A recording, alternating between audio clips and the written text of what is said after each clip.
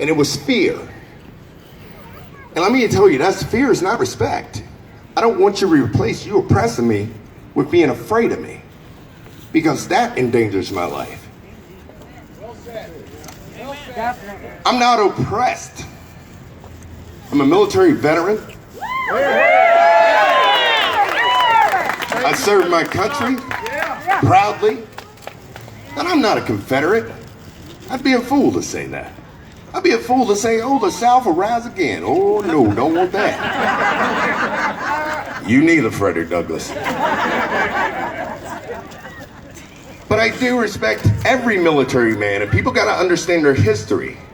If you want to destroy that statue, then you got to go and take any other monument that you have and take it down. You got to understand that that statue's been there since 1924. Not only that, Lee emancipated his slaves 5 years before Grant. So you got to know your history. And if you want to talk about Democrats, no Republicans ever owned a slave. Anybody know that? Not one. Well, I take that back. Grant owned a slave that he inherited from his father-in-law. But that was when he was a Democrat.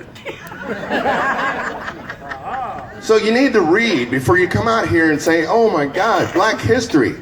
That is my history. You know why it is my history? Because it reminds me how far I've come as a Black man. Yes. And if you take that down, my kids will never know. And when you erase history, you will repeat it. And that is a history that I do not want my children to experience. Amen. So I work hard every day. I respect the law. I respect the monuments. Unless Lee's statue comes alive and starts chasing me down the street, I really don't care. That's a problem. But I don't see me being oppressed here. And you talk about white privilege, I got a lot of white friends. And I got more money than 98% of them. There's no such thing. You were deceived by Obama. You were deceived. Yes. Who comes to you and says, hey, I'm the child of a single parent. But he forgot to tell you that he inherited $500,000.